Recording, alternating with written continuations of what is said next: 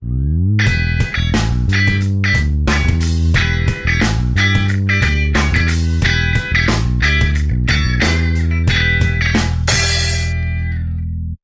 negócio de dizer que a ação é o antídoto para a violência, né?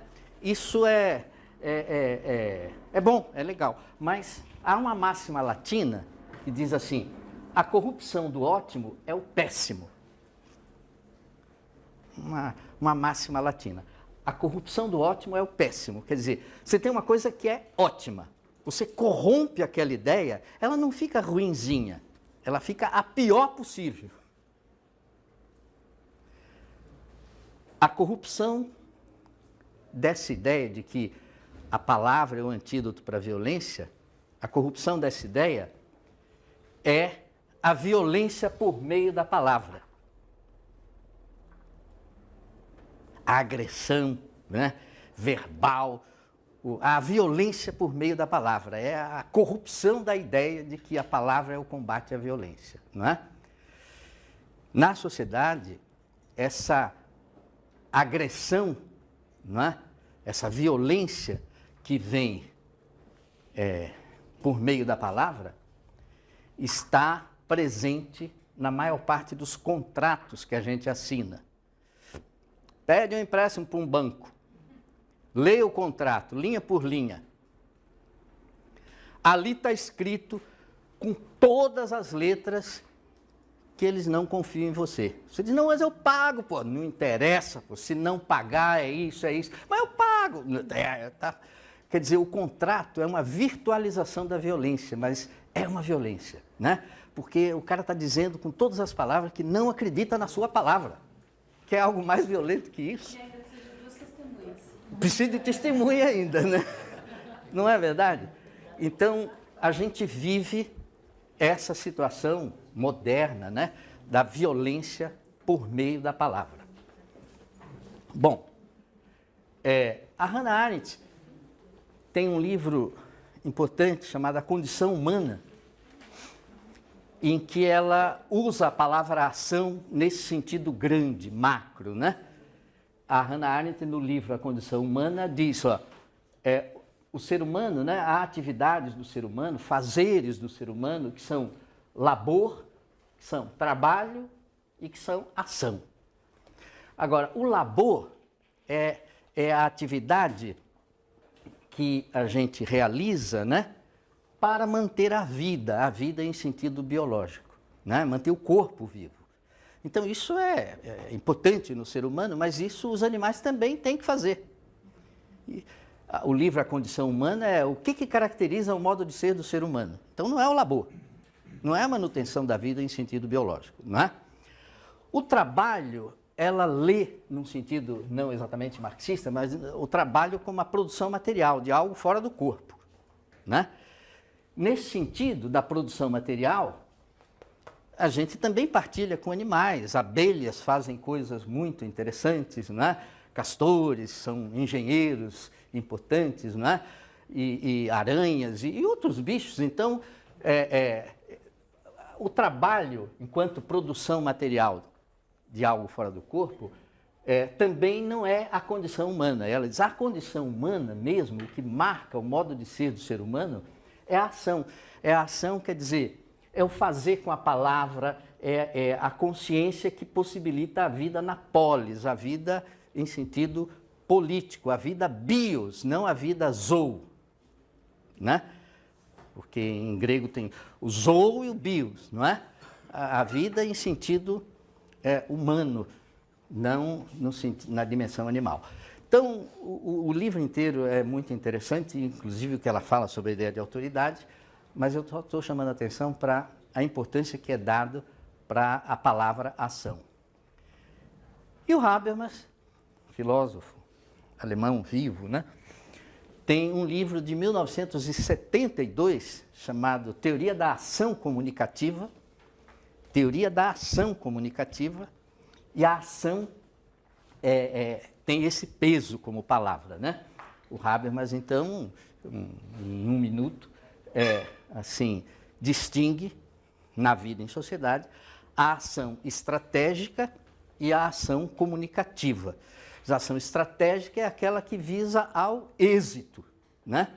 Então, ele acusa que predomina esse tipo de ação assim, na sociedade, não é? O êxito, o sucesso, né? Agora, diz o Habermas, a gente carece de entendimento, né? De se entender. Então, ele se dedica à construção de uma situação ideal de fala que possibilite o entendimento, né? E essa ação que busca não o êxito, mas o entendimento, é que é a ação comunicativa. Ou a ação cujo êxito é o entendimento e não o resultado material, não é? Aí os críticos dizem, porque o Habermas dá peso a essa ideia de busca do consenso, né? E se dedica a isso, a produção de textos de direito internacional, né? Tem um livro importante de direito internacional chamado Facticidade e Validez, do Habermas, né? Ele diz, no nível das pessoas já tem, faz besteira, prende, não sei o que lá. Agora, no nível das nações, a coisa está muito solta, precisa de normas, leis, né? Para poder regular as ações, para a ação ser realmente comunicativa, né? Buscar o entendimento. E aí os críticos dizem, mas você acredita nisso, seu Habermas? Você acredita nisso? Ao longo da história, quando foi que o povo sentou ao redor de uma mesa, né? E chegou a um consenso? Quando foi? Dá um exemplo. Eles não tem exemplo para dar não, mas eu acredito nisso, né? Aí olha para... E você, em que acredita? Né? Porque não acreditar em nada é fácil, mas é um luxo de minoria, né? Absolutamente não generalizável, não é isso? Então o Habermas fica na dele e diz, eu acredito nisso. Precisa criar as condições, né? Condições e os tribunais, instituições assim, internacionais que cuidam dos desvios das nações são ignoradas pelos países poderosos, não é? E, então, eles precisam normalizar isso, criar normas para regular isso, é aí que está o problema, né? Mas o Habermas usa, então, a ideia de ação, a palavra ação, com esse peso, esse respeito. A palavra ação tem uma rede aí de significados, e quando se pensa na divindade, assim, no âmbito das religiões e tudo, o que se busca da divindade é só a palavra. Ninguém pede assim a Deus que venha fazer uma coisa aqui, busca a palavra, né? Mas a gente, humano, a gente não pode parar na palavra, né? A palavra nossa, quer dizer, tem que vir com a ação, a consciência, a vida em sentido humano, né? O animal vive de reação, de impulso. A gente vive de consciência, né? Que é esse controle dos impulsos, né? A ação pessoal entre pessoas, a comunicação é o que se busca, mas na busca de articulação do pessoal com o coletivo é preciso argumento, né? Argumentação, né? Consistência. A coação, em princípio, estou fora, ninguém quer ser coagido, mas no fundo há a coação legítima, que resulta do exercício de uma autoridade legitimamente constituída, né? Então, isso é um tema para a gente conversar, quer dizer, mais adiante aí, sobre a ideia mesmo de autoridade, né? Mas há a coação legítima. Agora, a coação ilegítima é a pura violência, é a coerção, é a força, não é? Então, não é qualquer coação que eu jogo fora. E a ideia de ação está muito ligada com a própria ideia de criação, né? De criação, como uma ação original, que origina, que inicia alguma coisa, né? E nesse sentido, as ideias de autoridade e de autoria estão super ligadas. As duas, autoridade e autoria, vêm do mesmo lugar, do mesmo verbo latino, que é o verbo augere. Augere, com U, né? Augere quer dizer aumentar. O autor é um aumentador do mundo, ele faz uma coisa que não existia, o mundo ficou maior, né? E a autoridade tem a ver com a ordem no sentido de que não basta você ir colocando as coisas no mundo que elas vão se organizando sozinhas. É preciso uma ordem inicial. Toda a cidade, todo o país começou de alguma maneira, né? Essa ideia de criação, mas de criação de ordem, né? Tem a ciência, tem o exercício da autoridade, a autoridade da ciência e vai por aí. Então há uma rede semântica rica envolvendo a palavra ação. Agora, a ação consciente, quer dizer, o fazer consciente, que é a ação, o fazer consciente, leva a gente para a ideia de projeto, né? A ideia de projeto. O Julián Marías, um espanhol que fala sobre projetos de uma maneira interessante, tem uma frase assim, inicial que traduz tudo. Ser, em sentido humano, é pretender ser. O ser do ser humano é o pretender ser. Se você não está pretendendo nada, você não é. O que você está buscando? Qual é o seu objetivo? Né? O que você... Nada, quero nada não. Não, mas o seu time vai jogar hoje, você não quer nem que ele ganhe? Estou nem aí, pô. Né? E na política, fulano, me lixando. Esse cabo já morreu, não foi avisado, mas já morreu. Né? Se está vivo em sentido humano, está pretendendo, tendendo para alguma coisa previamente colocada ali na frente. Né? Então, a ideia de projeto, projectum, é assim, pôr uma meta ali na frente e me lançar para ir buscar, o jato para frente. Né? Eu prefiguro alguma coisa e vou atrás. Essa é a ideia de projeto. Então, a ideia de projeto pressupõe a existência de metas, de objetivos, né? Esses objetivos, essas metas, são uma antecipação da minha ação. O cara que joga todo dia na loteria e diz assim, se eu ganhar eu vou fazer isso, se eu ganhar eu vou fazer aquilo. Isso não é projeto. Isso não é projeto porque ganhar ou não ganhar não depende da ação dele. Claro que se ele não jogar, ele não ganha. Mas não basta jogar para ganhar. Fazer projeto é fazer coisas que dependem da minha ação.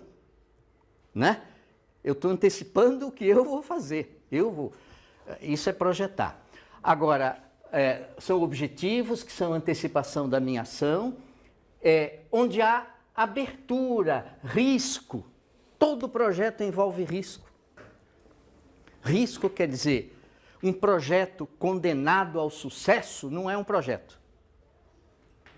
Um projeto condenado ao fracasso não é um projeto. Se é certo que vai dar certo, então eu estou fazendo alguma coisa, mas não é um projeto. E se é certo que dá errado, também. Então, o risco é inerente à ideia de projetar, não é? E não é pelo gosto do risco, é porque o espaço do risco é o mesmo espaço da abertura, da criação, de fazer do seu jeito. Que se já tiver tudo absolutamente determinado, onde é que eu fico? Né? Eu me deixo levar. Não é? Então, esse espaço do risco é o espaço da criação. Em chinês, o mesmo ideograma representa a crise e a oportunidade. É o mesmo ideograma para as duas palavras. Crise e oportunidade. Né? Agora, um ponto é absolutamente decisivo na ideia de projeto. Toda coação aqui é impossível. É um contrassenso. Não pode haver coação. Ninguém pode ter projeto pelo outro. Um pai que quer ter projeto pelo filho é sofrimento para os dois lados. Não é? Então, não dá. Você, como aluno, como professor, não pode ter projeto pelo aluno. Né? Então, o professor, o pai, a família ajuda, sugere, torce, reza, sei lá o quê, mas não dá para viver a vida pelo outro, pô. Não é? Isso é uma coisa pequena, porém enorme. Não é?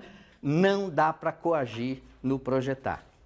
Quem procura pós-graduação e quer fazer um mestrado, um doutorado, tem que vir com um projeto. Pode ser um germe de projeto, uma ideia pequenininha, mas não dá para vir aqui e dizer, olha, o que você acha que eu devo pesquisar? Não bate bem. Na área de exatas existe isso. Eu vim da matemática antes de vir para cá, e na matemática um professor, orientador, chega para um aluno, é a praxe, né? Dá um problema para ele, que o aluno nunca viu, ele dá um problema e diz, vai resolver isso aí, demonstra esse teorema. Na hora que demonstrar, tem o mestrado, tem o doutorado, né? Ele dá a tese para o aluno resolver. É normal. Claro que não são todos, tem gente que chega com um projeto, né?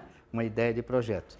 Mas na área de educação, por exemplo, isso simplesmente não faz sentido. Eu dizer qual é o seu projeto, pô, não é? Você me diz qual é o seu projeto e eu vejo como é que eu colaboro, né? Coopero, não é isso? Mas não o fazer por você ou ter projeto pelo outro. Agora, a ideia de projeto imediatamente é bom associar a duas coisas. Ó. Por um lado, a qualquer uma dessas palavras que antecede a ideia de projeto. Por exemplo, sem sonhar a gente não faz projeto, a gente não tem projeto. Sem esperança a gente não tem projeto. Sem ilusão a gente não tem projeto. Sem utopia a gente não tem projeto. Essas palavras são meio desgastadas, mas são palavras ricas, não é?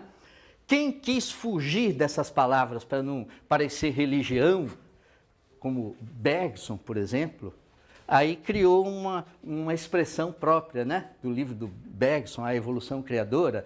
Ele disse, para viver a gente precisa ter elan. Elan é uma palavra criada pelo Bergson. O elan vital é que nos mantém vivos. Em uma situação assim qualquer, você precisa manter o elan, né? É a mesma coisa, precisa manter a ilusão, manter a esperança, manter a vontade. A vontade é uma palavra bonita.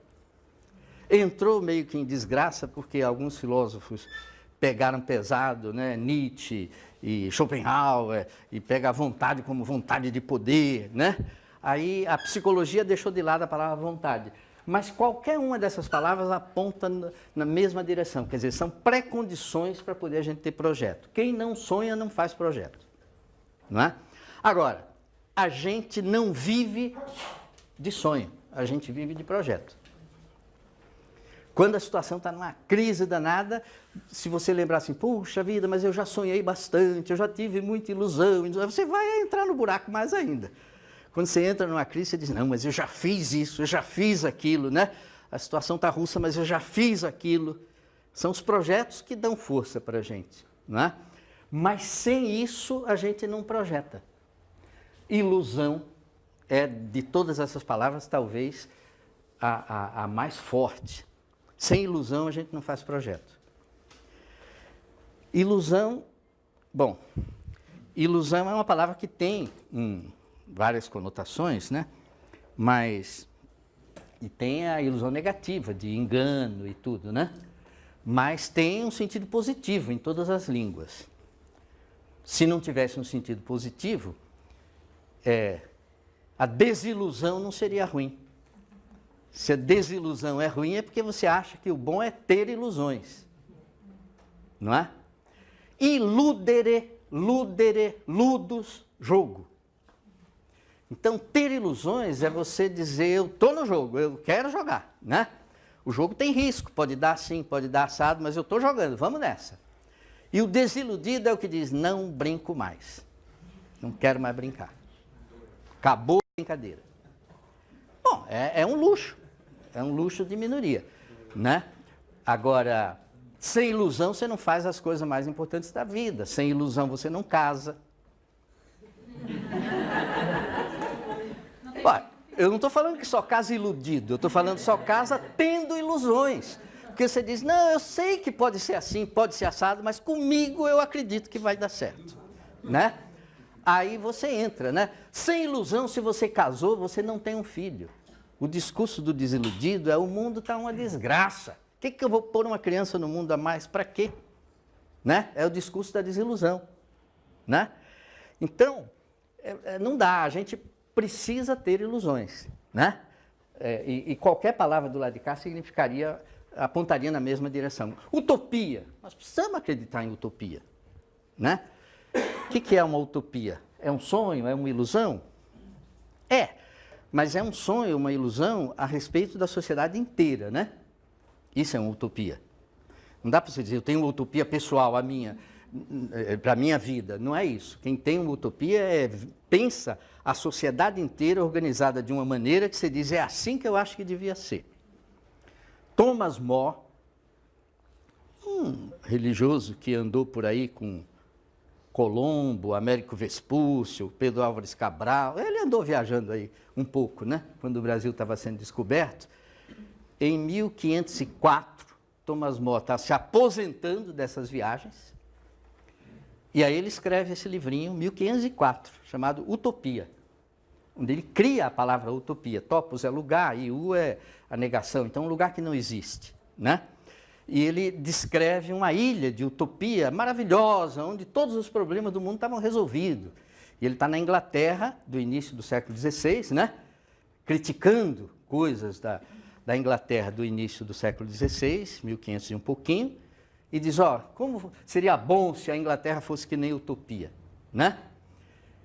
Esse período de exploração, navegações e tudo, é um período de valorização do ouro pra caramba, né? O ouro. Vieram para cá, levaram um monte de ouro nosso e da África e de outros lugares, né? E aí o Thomas More, ele diz, olha, em utopia é que a coisa é bem resolvida. Como é que os utopianos ou utópicos, né, pensam no ouro? Vocês já leram o livrinho Utopia, do Thomas More? Eu tive assim, a felicidade de receber uma encomenda de fazer uma versão para criança de 10 anos. Então eu escrevi uma versão resumida, mas mantendo as ideias fundamentais, para criança, né, de 10 anos. E isso eu mantive, isso daqui do ouro, né? Em Utopia, o ouro é associado às piores situações, mas de uma maneira natural na vida. Por exemplo, toda privada em Utopia é de ouro. Privada, o assento da privada. A ideia do Thomas More. Porque ele quer que as crianças e tudo vão vendo o ouro associado a só coisa, né, desagradável, né? Todas as correntes para prender os escravos são correntes de ouro. Que metáfora bonita, né? O ouro prendendo. Então tem os prisioneiros. Em Utopia não há escravo. Mas quem tenta invadir a ilha e é preso, vira escravo. Então ninguém nasce escravo, mas alguém se torna escravo por ter feito besteira, né? E como é que prende os escravos? Correntes grossas, enormes, todas de ouro. Tem que ser grossa, porque o ouro é frágil, né? E aí os presos estão sendo levados e aquelas correntonas de ouro prendendo, né? E tem um lance bonitinho, que é um garotinho, junto do pai, recebendo uns visitantes que vêm à Utopia, né? E os visitantes todos cheios de ouro, pendurado no pescoço, né? Aí o menininho pergunta para o pai, pai, por que mandaram os prisioneiros visitar a gente? Porque o menininho já vê aquele monte de ouro no pescoço como corrente prender. E né? No fundo é.